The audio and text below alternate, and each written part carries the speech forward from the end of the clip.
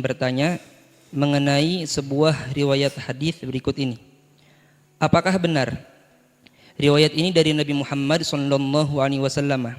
Berikut riwayat hadisnya Buya. Sebuah hadis dalam kitab An-Nawadir halaman 194 karya Syekh Syihabuddin bin Salamah Al-Qulyubi dari malaikat Jibril kepada Rasulullah SAW tentang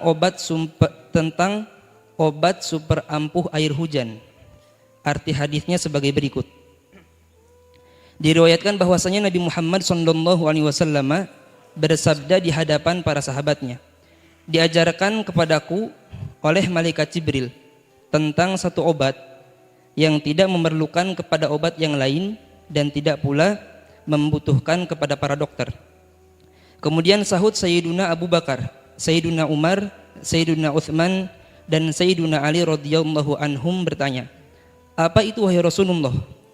Sesungguhnya kami sangat membutuhkan obat itu.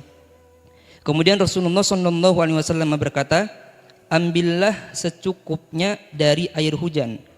Lalu bacakanlah surat Al-Fatihah, surat Al-Ikhlas, surat Al-Falaq, An-Nas, dan ayat kursi. Setiap masing-masing dibaca 70 kali. Dan diminum pada pagi dan petang selama 7 hari. Demi zat yang mengutuskanku dengan yang benar sebagai seorang nabi, kata Rasulullah, sesungguhnya malaikat Jibril telah menyatakan kepadaku, barang siapa yang meminum air ini, niscaya Allah akan menghilangkan semua penyakit yang ada dalam tubuhnya dan menyembuhkan dari segala penyakit yang ada. Dan barang siapa yang memberi air itu untuk istrinya dan tidur bersama istrinya, niscaya istrinya akan hamil dengan izin Allah Subhanahu wa taala. Dan air tersebut juga dapat menyembuhkan 2 mata yang sakit, menghilangkan penyakit sihir dan menghilangkan dahak dan menghilangkan sakit dada, sakit gigi, pencernaan, sembelit dan kencing yang tidak lancar.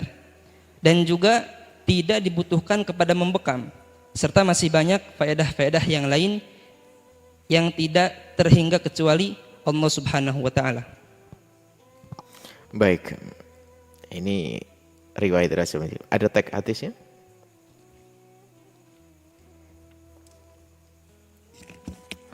Ini teks tadi terjemahnya ini faidatun ini Syekhul Yubinus dalam faidah ruwiya diriwayatkan annahu sallallahu alaihi wasallam qala 'allamani Jibrilu dawa'an la ahtaju ma'ahu ila dawa'in wala tabibin. Kata Nabi, Jibril mengajariku satu obat yang luar biasa sampai nggak perlu lagi kita kepada dokter atau obat yang lain. Oh, diceritakan mengenai ini. Ini pernah ini sudah hanya sekarang saja muncul lagi karena ada kasus corona ini. Kita pernah buka bertanya-tanya tentang ini beberapa waktu sudah lama. Ini riwayat-riwayat semacam ini kita harus waspada. Kalau kita menisbatkan kepada baginda Nabi harus ada tanggung jawab. Kalau memang kita tidak mengerti, tidak ada hukuman. Tapi setelah mengerti nggak boleh. Kita harus mengatakan sebagaimana yang diketahuinya. Kita bertanya kepada ahlinya. Apa kata muhadditsin, ahli-ahli hadis di dalam hal ini? Mereka mengatakan bahwa tidak ada hadis yang bunyinya seperti itu. Dengan bahasa santun mereka. La aslalah. Sebagian mengatakan, tidak aku ketemukan di ummahatul kitab-kitab di kitab-kitab Indo hadis macam-macam dengan bahasa halus. Sebagian langsung tegas maudhu. Dalam hal semacam ini, khususnya para thalibul ilm yang ngerti belajar hadis kecil apapun, yuk kita bertanya kepada ahlinya, bagaimana riwayat yang semacam ini. Bahkan untuk menilai hadis, bukan kita mentasih hadis, mengatakan hadis maudhu, enggak, kita tanya kepada ahlinya, para ulama. Lu ini kan dinukil Imam Qulyubi, dikatakan Imam Qulyubi mengatakan ruwiyah juga, diriwayatkan, tinggal kebenarannya kita cek. Jadi setelah kita tanya sana sini, kita minta petunjuk sana sini dari membaca sana sini tentang riwayat ini enggak ada. Enggak diketemu ke dalam kitab musnad, kitab sunan, kitab sahih, semuanya enggak ada. Jadi kitab-kitab hadis enggak ada. Ini sudah selia ada, tidak usah kita membawa riwayat-riwayat semacam ini. Cuman kalau amalan satu-satunya ada. Misalnya kalau baca Fatihah ini adalah untuk pengobatan, ada. Waktu sahabat Nabi itu masuk satu kampung, nggak boleh ternyata setelah itu. Imam Muslim meriwayatkan hadis ini. Setelah itu nggak bisa masuk, tahu-tahu di dalam sakit. Akhirnya dari dalam mengirim utusan, mungkin ada sahabat Nabi ini yang bisa ngobati, ada satu orang. Tahu-tahunya sembuh. Setelah sembuh akhirnya dipanggil mau disajikan makanan terima kasihnya ketua kepala sukunya. Para sahabat Nabi hati-hati. Kenapa kamu baca apa sih kok sampai bisa sembuh? Aku hanya baca Fatihah. Sahabat Nabi waspada. Ini ngarang dari dirimu atau gimana? Iya, aku ngarang baca Fatihah aja gitu. Sembuh. Disampaikan kepada Nabi. Ma'alimta innaha ruqyah. Itulah ruqyah. Pengobatan dengan baca Al-Fatihah. Makanya kalau pengen sembuh Fatihah itu benar. Jadi baca Fatihah benar. Hadisnya ini. Bukan hadis tadi allamani Jibril kata-kata. Ini bukan begitu. Tapi kalau kita misalnya kita nyuruh kalau pengen diberi kesempatan Allah, orang awam enggak usah pakai riwayat-riwayat, baca Fatihah. Nabi pernah disengat kala jengking, baca qul huwal falaq qul a'udzu binnas. Sama baca ayat kursi, ada. Kalau begitu benar, satu-satu begitu. Atau langsung kasih amalan bahasa baca qul huwallahu falaq binnas ayat kursi. Maka itu disah.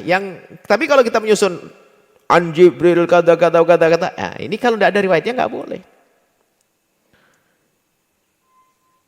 Sama seandainya Anda membuat satu sholawat Nabi,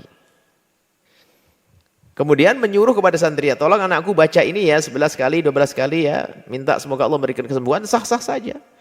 Mau baca sholawat kok. Tapi kalau berkata qala Rasulullah, Nabi bersabda, barang saya membaca sholawat saya ini, wah ini ngarang namanya. Nggak boleh kok Nabi. Jadi amalan-amalan membaca ayat kursi, tadi baca apa tadi? Terus kita ta'arud kepada ta'arud itu menghadangkan diri di air hujan, di awal-awal hujan itu sunnah, Nabi melakukan, Nabi senang. Jadi ada hujan, nanti kita membuka tangan kita, asalkan tidak sampai buka aurat, sunnah Nabi melakukannya. Ini masalah air hujan ada dalilnya ini. Masalah ayat kursi ada dalilnya. Qul huwallahu ahad ada dalilnya. Tapi kan dalilnya macam-macam. Sehingga kalau kita mengatakan amalkan ini selesai. Tapi kalau sudah mengatakan direntet dalam bentuk kayak qala Rasulullah kayak begini panjang begini, para ulama hadis yang mengatakan enggak ada di sini, enggak ada riwayat semacam ini. Nah ini mohon bagi siapapun yang biasa mengamalkannya ya amalkan yang sudah jelas, misalnya di kitab yang Anda sudah akrab dengannya, dalam kitab Riyadhus Shalihin sudah ada azkarnya, azkar Imam Nawawi sudah ada zikir-zikir situ, amalan-amalan yang jelas. Loh ini kan di kitab, ada kitab biarpun ditulis oleh ulama disebut dalam kitabnya, tidak semua yang dihadirkan para ulama dalam kitabnya itu adalah hadis yang sahih.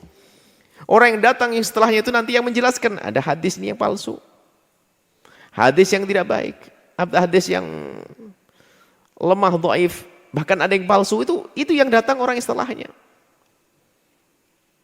Dan setelah lagi orang yang setelahnya menjelaskan, ya sudah, kita tidak usah mengamalkannya, amalkan jelas. Seperti yang selama ini kita baca setiap selesai acara, dalam masa ada musibah ini, ada karb ini, baca la ilallah al-azimul halimu, la ilallah rabbul arsyil azim, la ilallah rabbus samawati wa rabbul ardi wa rabbul arsyil karimi. Lalu doanya Nabi Muhammad, Allahumma inni a'udzubika minal barasi wal jununi wal judami wa min sa'il asqami. Ada doa-doa semacam itu. Baca itu semuanya. Mohon ini tidak akan menjadi khilaf di masyarakat. Yang kami sampaikan adalah apa yang kami baca. Jangan seperti beberapa waktu yang lalu ada permasalahan kami sampaikan, lalu ada orang mengirim dalil. Ini Buya telah berbeda, ini dalilnya. Saya buka, itu bukan dalil, itu kitab mawaid, kitab cerita menyebutkan bukan dalil. Kalau dalil itu bukan begitu. Dan saya tidak berdalil, saya bukan mujtahid. Kalau Anda ingin datangkan dan menjelaskan dalil, langsung yang jelas itu hanya perkataan ulama ini. Bukan sebuah dalil.